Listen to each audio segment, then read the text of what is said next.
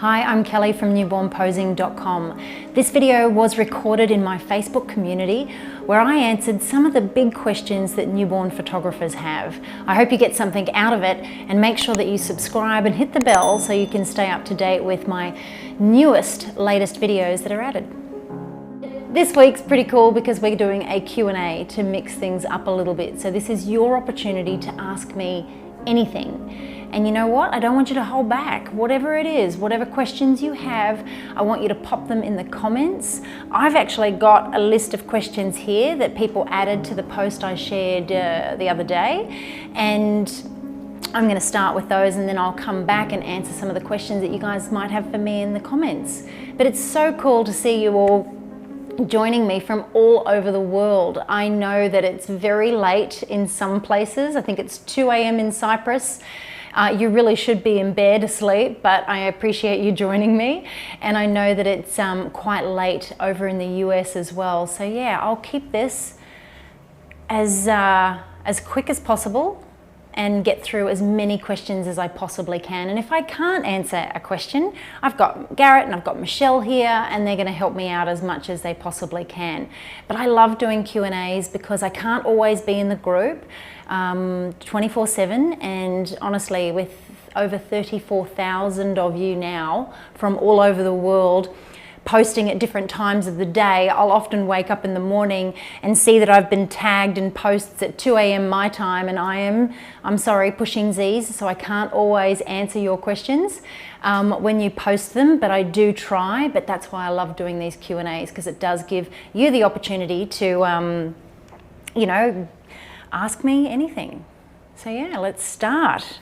And don't forget to put in the comments where you're watching from. I love that you guys share that, and it makes it really good for us too as well to see, you know, just how far and wide our community stretches across the globe. Yeah, we've got just on 90 people. Oh, fantastic.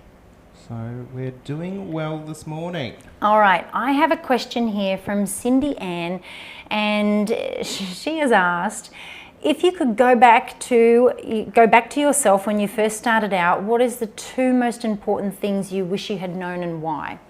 Do you know what? I don't think that there is a photographer out there that hasn't sort of thought this. And the thing is, when you start something new, regardless of what it is, you don't know what you don't know, and you can only learn so much by reading and watching. But you can't give yourself that experience that you gain and the lessons that you learn from making mistakes. So when I look back, I suppose, to the start of my career, yes, I wish I'd valued myself more and I didn't give away so much of my time for free, and I didn't undercharge. They're definitely the main things that I think about. But throughout my career, you know, I've learned so much from the different challenges that I've faced and had to overcome with being in business for myself. So that's probably the easiest way to explain that. But as a photographer, me telling you that value of your time and, you know, and the energy that you put into a craft that you love, you really do need to value that. And you do need to learn the basics first. I know we all want to jump in and create beautiful photographs, and then we don't understand why they're not beautiful, but newborn photography is very different to other genres of photography in terms of all of the props and things that we buy to put babies in. And I can tell you now that when I started out, I didn't have all of the props. I had 2 backdrops for my posing bag. One of them was a piece of black material that I would then stretch to a backdrop stand. So I got the most out of those, and I had 1 metal bucket that I found on the side of a road that I cleaned up, and a bean bag. That's it. And I would still be able to create a beautiful gallery of photos. But I learnt the basics first. I studied photography before I took on clients. So I understood how to use my camera, I understood exposure, I understood lighting, and that gave me a really good head start. So I was then able to build on, making enough money to buy more props and things like that. So I know that a lot of newborn photographers dive in and buy everything because they think they need it to make the beautiful photos, but it's not about that. You've got to really perfect your craft in terms of those technical skills before you go and start charging for products and services. You always have to remember, as a business owner, when you are charging money in exchange for a product and service, you have a responsibility as a business owner to be able to deliver to your client expectations. That's really important. So, when you do look back at your career, don't ever think that you wish you'd done something differently. Just take on each experience and try to get as much out of it and learn from every session, learn from your mistakes. It's only going to make you better and stronger. All right, Abby Rose, very new to photography, really aims to sort of be working with, maternity, birth, fresh 48, newborn, milestone sessions.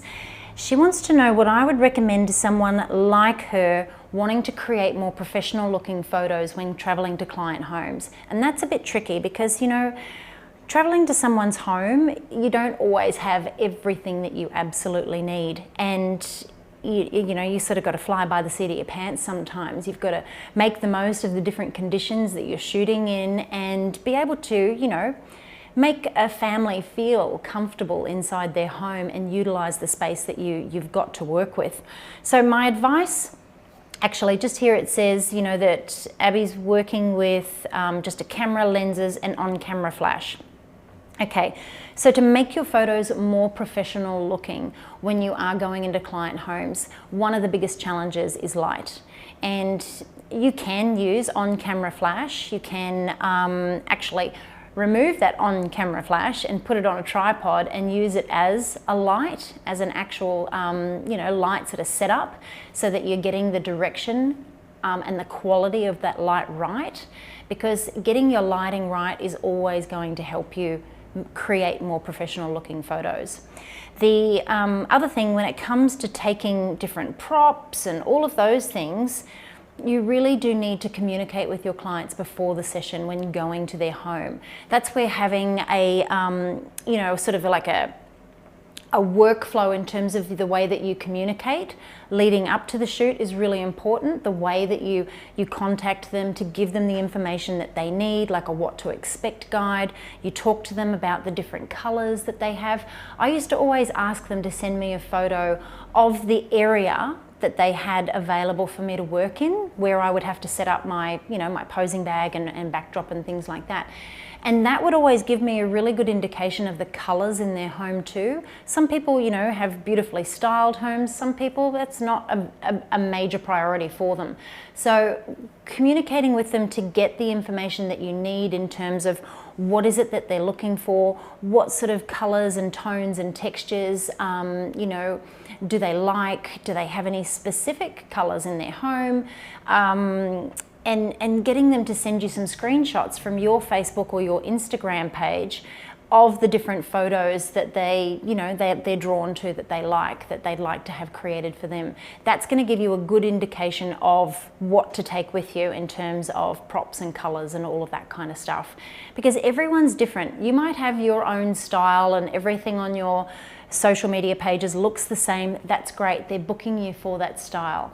But for me, I want to create photos that my clients love. So getting them involved in that styling, process means that I am going to deliver what they want and they're going to love the photos. So getting their input as much as you can is not only going to help you create photos that they love, but it's actually going to improve the overall experience that you have with them, because that's what clients remember as they sort of, move out of the shoot and move on. When they look back at that experience in a month's time, in a year's time, and then many years down the track, they're going to remember how you made them feel during that experience, and you want it to be a good experience because they're going to tell all their friends and family about you if it's a good experience. But also remember that they will tell their friends and family if it's a bad experience and that you didn't communicate, you didn't connect with them, and you didn't deliver to their expectations. So that's always something that you've got to keep in mind. Your customer service, regardless of whether you work in their home or you work in a studio, always has to be a high priority for you. All right, Photoshop, another quick one here from Abby. Only opened it once, very overwhelming. What do I recommend for someone just starting out in Photoshop? Do you know what? You are not the first person to feel overwhelmed opening Photoshop. It is a beast of a program, and there are many different ways to use the different functions in Photoshop to create the same results. It's just finding, I suppose, your own workflow within Photoshop when you are using it to edit your photos. And for me, it was just about playing. Honestly, you can open a photo and you can go through and use all the different tools to see how they work, see what they do, just to play and have a go, and then close the photo and don't save it. So you're not going to break anything, it's okay. So don't worry too much about that. But when you go to newbornposing.com, you go to the editing section, there is editing fundamentals, and that basically goes through all the different tools and it teaches you how to use them and what they can be used for. So it's a really great place to start. But yeah, I just recommend, get in there, have a go, play. I'm just going to throw in a quick question from Deborah Jane regarding Wacom. Oh yes. So her Wacom pen is set to pressure sensitivity, and she just finds it too difficult and has to refer to the mouse. What's the workaround when you're dealing with pressure sensitivity? When it comes, my Wacom pen, honestly, and my Wacom tablet, there are many different functions that it has available for you to be able to set up your own workflow and be able to use those buttons and keys to help speed up your workflow. But for me, I have it all set to standard. Like I don't change any of the settings. I actually have the pressure sensitivity in the middle. I don't have it on ultra sensitive. And it's funny because we all work very differently. Like when I pick up Michelle's Wacom pen, her right click is at the other end. So I'm like, it's not working. And that's the thing with a Wacom pen and a tablet. You just have to get used to it yourself. I don't know why this just came to my brain, and you're probably going to go, what is she on? But I'm recently teaching myself how to use a whippersnipper. And if you don't know what a whippersnipper is, it's like a hedge trimmer. And the sensitivity of that, I am determined to master it. I cannot get it right. But it's all about practice and experience, and change the sensitivity of your pen if you find it too sensitive. But it's all about just finding your sweet spot and what you're comfortable with using. And just because someone else uses a particular lens, because someone else uses a Wacom pen, doesn't necessarily mean it's going to be right for you. You've got to play with it, practice, and just allow yourself to sort of see what is going to work better for you. I'm pretty sure Michelle's also got a blog post as well on Wacom pens and editing tablets, that sort of thing. And we've been sharing blog posts. Michelle's been sharing blog posts on absolutely every topic. Like every week you get an email from us and it's got a blog post. So make sure you go to the newbornposing.com blog section, and then there's little subcategories, and you can click on all of those and find a blog post on just about everything. And there is so much information in there that's going to help you. But I highly recommend that. All right, well, I keep going down my list. Yeah, we'll stick with your questions, because Okay. you've got some long ones there. I do. Okay, Carmen, how long do you let a session go before calling a reschedule? I had a cranky baby that cluster fed, he wasn't getting full and hated the swaddle. Any advice for babies that don't like swaddling? Every baby likes swaddling. I'm going to say it. There is not a baby out there that doesn't like to be swaddled. And now that I've said that, I want you to imagine how much room a baby has inside the womb right before it's born.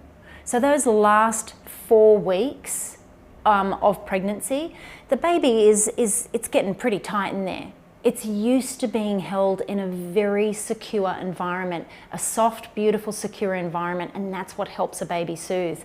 Now, when you've got a baby that is cluster feeding, when you've got a baby that is very cranky, something's wrong.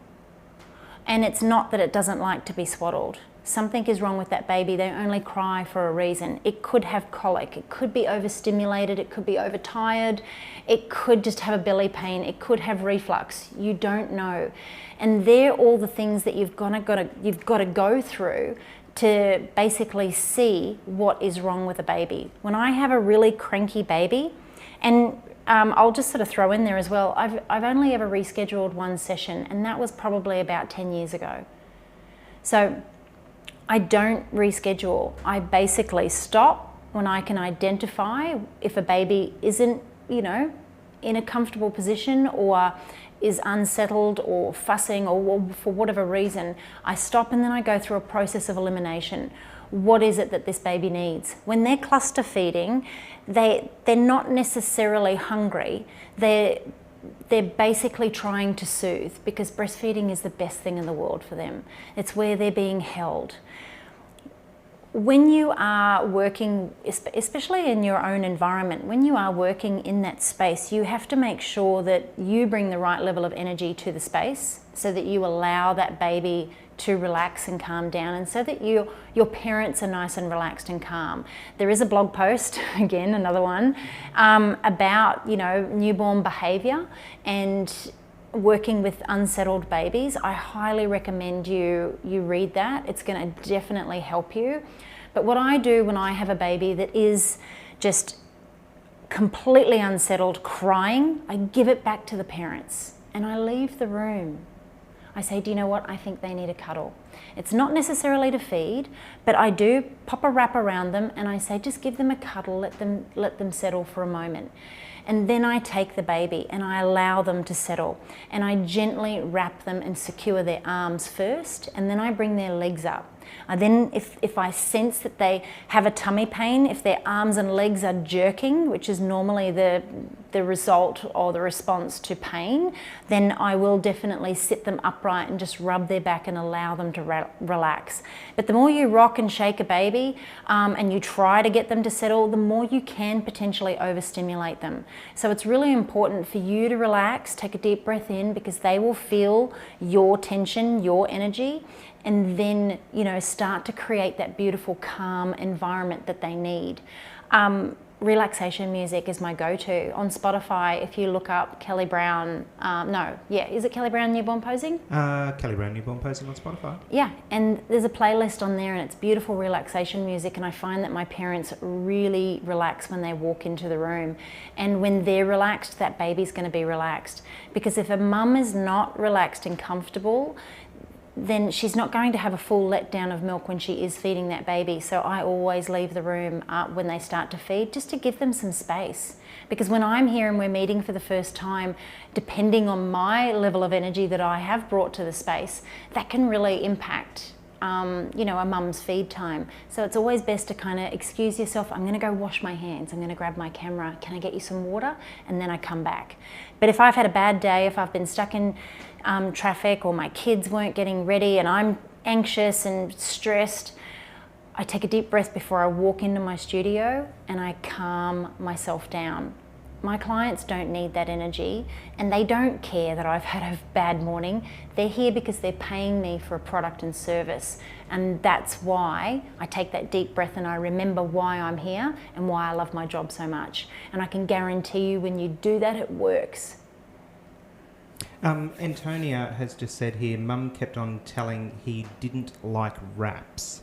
So, don't listen to them. Yeah. How do you like? How do I deal that? Suppose conversation with a parent who If a mum says to me they don't like being wrapped, then I will say, do you know what? I know that there are some babies that love to have their little arms out, but what I'm going to do just to help them go off to sleep is I'm going to try this and see how they respond. Every time it works. I'm the person they're paying. They've come to me because they assume, they know that I know what I'm doing. I give them that confidence. I take full control, and that's something that you have to do. When you have someone that has contacted you, inquired, they've found you on the web, they've heard about you, been told about you, they've already got you up here in knowing what you're supposed to be able to do. So understanding babies, knowing babies is your job. Do your research. Read about infants, read about the environment that they come from, understand that. So I take the lead and I'll say things like, and I'll have their baby and I'll go, and if they're crying, I'll go, oh, shush you. And I don't sort of respond in a negative way. And then I just rock and I go, depending on the age of the baby, usually around 2 weeks of age, I'll go, it's such a big adjustment, when babies are born and they have to learn to adapt to the new environment so quickly. But the way to comfort them and to relax them is kind of to bring them back to what they know, because they don't know a lot, babies.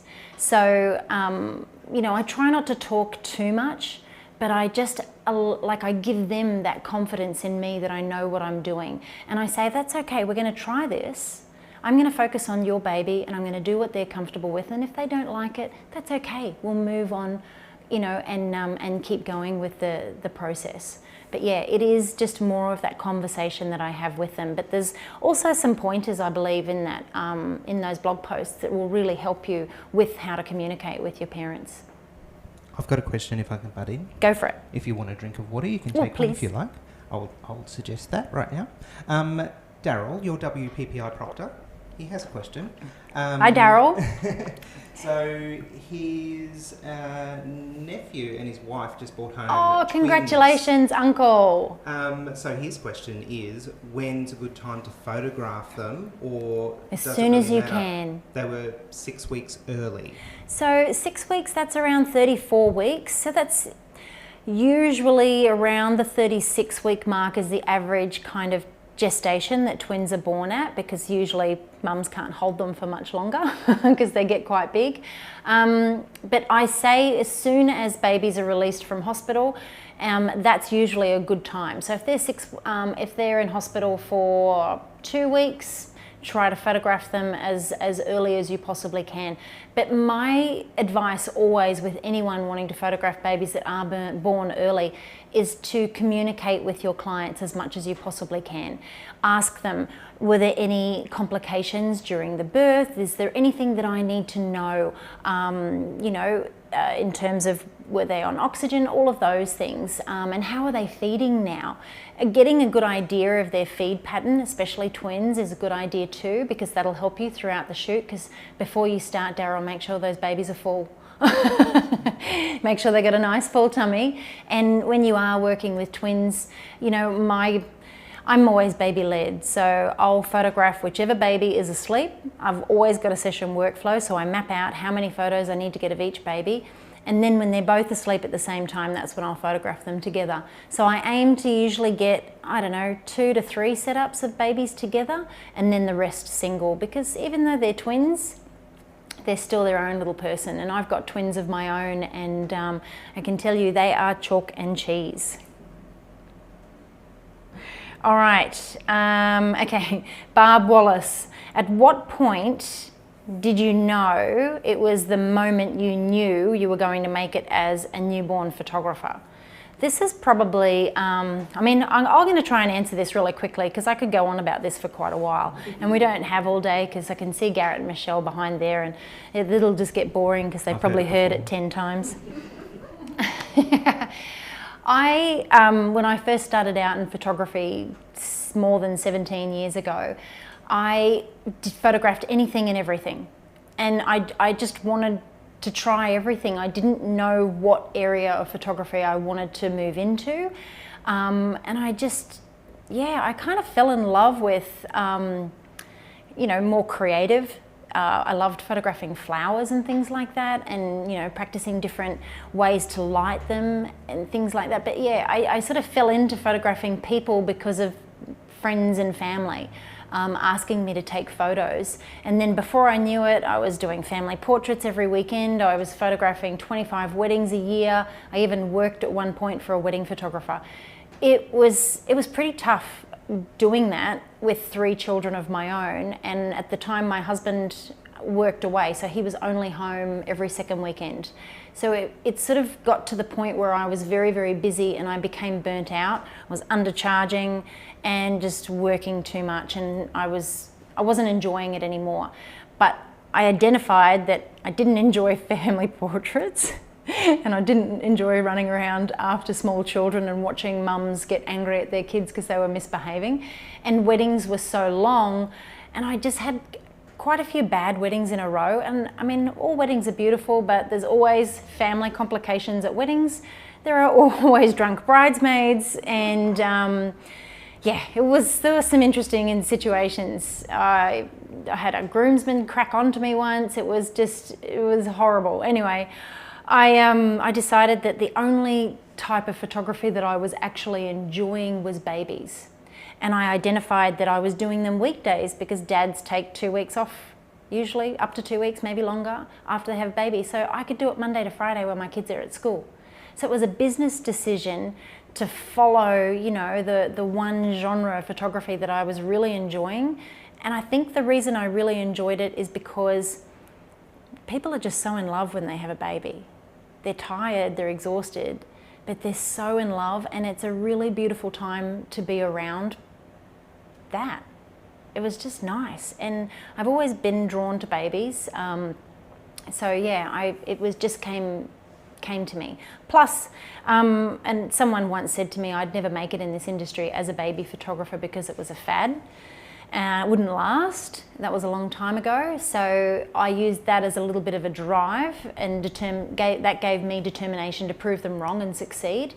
And my husband at the time also said to me, when I said that I was only going to do babies, he said, you're ridiculous. No, he didn't say I was ridiculous. He said I don't know. It was a stupid idea. Crazy idea because money's in weddings. And yeah, I proved him wrong too, big time, because he then quit his job and had to come work for me. So I can say I never knew that I was going to make it as a newborn photographer. It was a risk that I took, and I grabbed the bull by the horns and just went with it. I'm going to actually comment on that because you've talked about something really important there, which is that you didn't from the outset go from either being, you know, your role as a stay-at-home mum or your role in another job to I'm going to be a newborn photographer and just do that exclusively. You diversified initially. You got experience on a whole different range of, you know, possibilities. You took you took revenue from all of those rather than just pigeonholing yourself initially. And I think at the moment when, you know, people have certain limitations depending on what's going on in their areas, to look at that possibility of diversifying when you are in, you know, that uncertain time. So whether it's uncertainty because you're setting up or you're new, or whether it's because, you know, the economy has changed. Yeah. It doesn't mean that you can't go back to be more exclusive in the thing that you absolutely love, but just not to shut those other possibilities out because, as you said, that's how you learn your skills and that's how you grow and that's how you get different customer experiences. That's exactly right. Better at your job. It's so true. And, you know, I see a lot of photographers complaining on Facebook and other social media platforms about clients. And I think it's really important that we understand that, you know, we're all different. Every single human being in this world is different, and we're all going to react to different situations in different ways.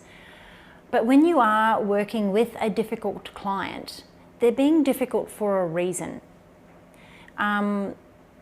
And you need to be able to identify what that reason is. Maybe you didn't communicate. Maybe you didn't deliver.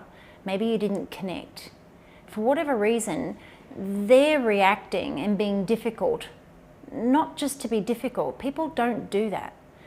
But there is a reason out there. And And as I said, I wasn't enjoying running around after kids in parks. I didn't enjoy that, you know, wedding with the bridesmaids vomiting behind the bushes and I'm trying to take photos, or the mother and the mother of the bride and the bride aren't talking. You know, I didn't enjoy those experiences, but I learned so much about it in terms of customer service that it's now made me so much better at being able to deliver a high quality experience and product to my clients now. So you just have to take on board all of those difficult experiences that you are faced with. And like Michelle said, get out there and try something different. Because now, I mean, a lot of you in this group, you know, you may have joined this group and not known who I was. A lot of you might be familiar with all the other work that I do. I'm not just a baby photographer, and I've never called myself a baby photographer. The actual name of my website, newbornposing.com, that wasn't even me that chose that name. That was a couple of men in the US that I was once in business partnership with.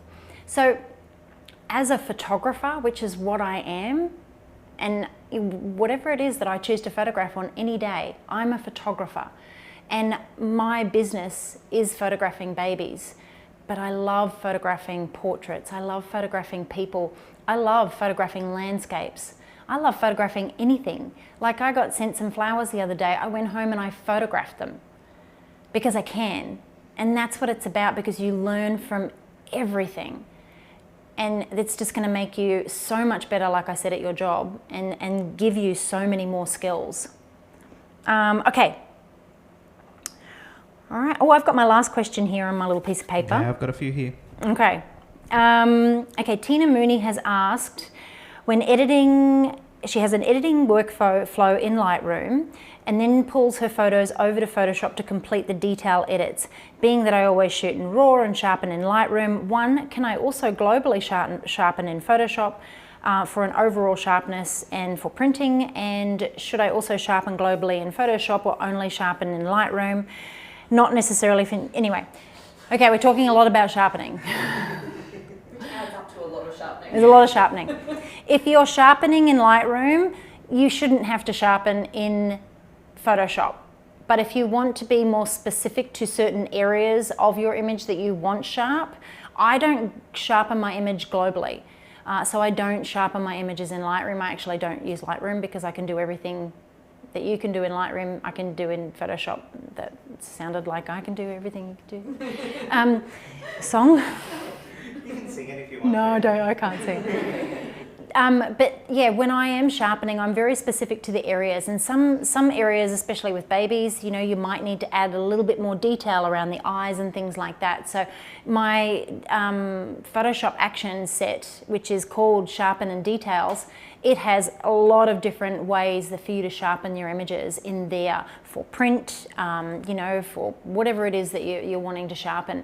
And so using actions and things like that in Photoshop, and as well as a lot of the tools and the functions to sharpen your photos, is just as effective as doing it in Lightroom. But I would probably focus on the one program to do that, not both.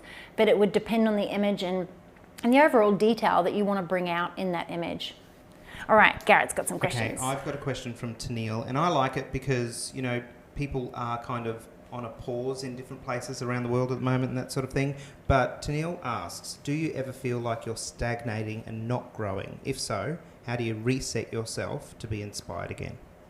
You know, that is a really good question. Yeah. Because I go through stages like that myself. I actually haven't picked up my camera since the beginning of December. Beginning of December. And, you know, I've had some stuff going on in my personal life which has taken a priority at the moment. And I'm not in lockdown like many of you are. So I can shoot. But what I'm trying to get at here is that we all go through different experiences, and we do tend to lose our mojo.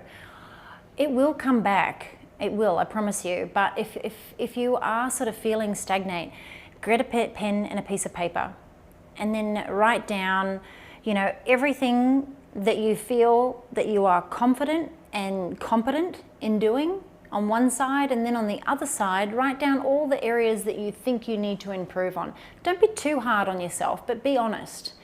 You know, when I say be honest, do it without comparing your work to anyone else's. You should only ever compare your work to your previous work. Go back and have a look at how far you've come. Don't look at anyone else's work and think, oh, why can't I do that? Oh, I don't have that prop. Oh, they can shoot, I can't shoot. Stop looking at what everyone else is doing and mind your own business. And that's not pointed directly at you, Tennille. That is at every single member of this group. It is nice to be inspired by other photographers, but be inspired by how far you've come and what you've achieved. Identify the areas within yourself as a skill level that need work and practice. If you can't photograph people right now, babies, when you photograph them, they don't really move unless they're a little bit older and so on. Go and get some flowers, get something out of your garden, practice lighting it, look for different ways to create different results. Just get that camera out and start shooting. You don't need to do anything with the photos. Just push the button. Have fun testing, your the different results that you can achieve with your focal lengths, with your exposure, with your aperture, all of those things. Photograph your kids. Get inspired by them. Find out, ask your child what their favorite thing right now is. I mean, I've got one kid that's into anime, another one that's into Snapchat. I don't know. And then another that's into other things as well. So try to focus on one thing and then go, okay, how could I create a portrait of them including something that they're interested in? I did a photo of my son once when he was obsessed with paper planes, and I created a photo of him with paper planes. So you'll find your inspiration somewhere. Just stop looking at other people's work and hoping to be inspired, because that's them. Don't be afraid to create for you and have a go, because you don't have to. I've taken so many photos and never shown anyone. Sometimes it works, sometimes it doesn't, but that's okay, because you learn from that experience. Then you go, you know what, it didn't turn out exactly the way that I wanted it to, but something might, you might have a light bulb moment afterwards and go, I know what I could have done differently. And that's what it's all about. You cannot buy experience. You can learn from tutorials, you can read books, all of that stuff, but you cannot buy experience. That's something that just comes with time. So don't be in a rush. Going back to our very first question right at the very beginning, don't be in a rush. Photography is an art form, and it's your art form, because when you pick up a camera and you look through that viewfinder, that's what you see, no one else. And don't be afraid to see what it is that you want to see. Okay. Did you have something to add there, Michelle? Usually I do. I was just looking at it. What I was just saying, whispering to Garrett here, is that's a really good link to, if you open Tuesday's email that we sent, which was all about ideas for creating content for your social media. One of those 22 ideas that you can break down into many, many hundreds is about creating content around your own personal projects. So whether that's photographing flowers, which you could also use as backdrops to creating quotes and things like that, whether it's working on a personal project, creating character portraits of your children, that's something that has a narrative as well. And one of the strongest forms of marketing is anything that has a storytelling aspect. So if you can tell that whole story behind your process, that's a great way to get your clients to learn more about you, which as you see with all of the beautiful videos that Kelly you've just given me a really good idea, which I'm going to share in a minute when you do that. But that's something that you can pursue, whether you're just flat and needing motivation, or you're just looking to create more content. Absolutely. Or you just want to practice. And you know what? I'm going to throw you a challenge right now. Do it. I'm going to give every single one of you, I can see that there's about 100 of you watching right now, and I know that hopefully more people will watch this after, as it stays in the group. I am going to give you a challenge right now. If you haven't got anything to photograph, if you are in lockdown, if you can't work right now, I want you to create a self-portrait. And then I want you to put it on all of your social media pages. And I want you to tell your potential clients about you. What's 25 things about you? Tell them who you are as a person. People will read it, some people won't, But don't write it and be afraid of what your closest friends and family will think when you write it. Write it for your potential clients, your future clients. What do you want them to know about you? But take a portrait of you and make it real. That's my challenge to you, and I want you to share that in the group. I want you to share your self-portrait before next Thursday. This is my challenge to you, because I might give you another challenge next Thursday. I'll take a self-portrait, and I won't cheat, I promise. I'll even get Garrett to take some behind-the-scenes photos. I will. And we'll share that. But I want you to do this because it's a really good way to create content, like Michelle just said, for your social media pages. But it's also a really great way for you to get out of your comfort zone and to push yourself and to get yourself out there. If you want people to book you, they need to know who you are. Yeah, exactly. All right. I think we're done. Right. I think we are. It's been a good one. Thank you so much for joining us again this Thursday. We go live every Thursday right here in the Facebook group. And I love being able to share ways for you to stay motivated, obviously, and you know, just check in and see how everyone's going. I know we are going through some really different and challenging times, but do you know what? Since day dot, my sister read me something yesterday about people who, you know, our great-grandparents who grew up during all the wars and survived, and they were able to come out of those experiences and those times, you know, stronger and be able to move on and have families.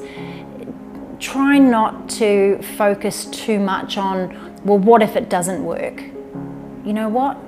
It is going to work. You will get through this. We all will get through this.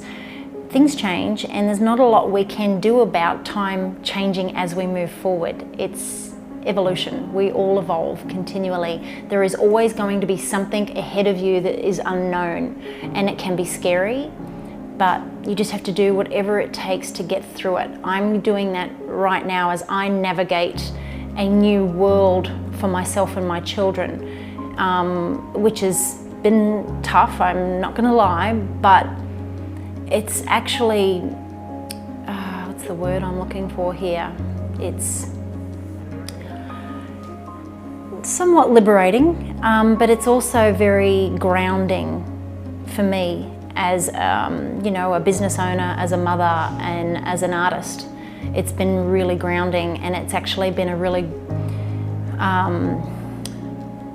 it's a very strengthening time for me right now. I am finding how strong I truly am in terms of moving forward, and sometimes you just don't know how strong you are until you face some really challenging times. But you have to stay focused on the positive, and you've got to stay focused on your goals and your values as you move forward, whatever the situation that it is that you're moving through. So I just wanted to, kind of leave you with that. But I've been going now for 47 minutes, so I'm a little thirsty. So I want you guys to have a great weekend. I can't wait to see your self-portraits. And I will create a little thread and we'll have some fun with it. But that's my challenge to you. And you know what? For every person that participates in this self-portrait challenge, I might have something a little special for you, just Lovely. you. Very nice. Maybe share a few tips before then, how to achieve a good one. Something like that, okay. Yeah. All right, thanks again, guys. I really appreciate you sending in your questions and being a part of this. I do hope you have a great week. Stay safe.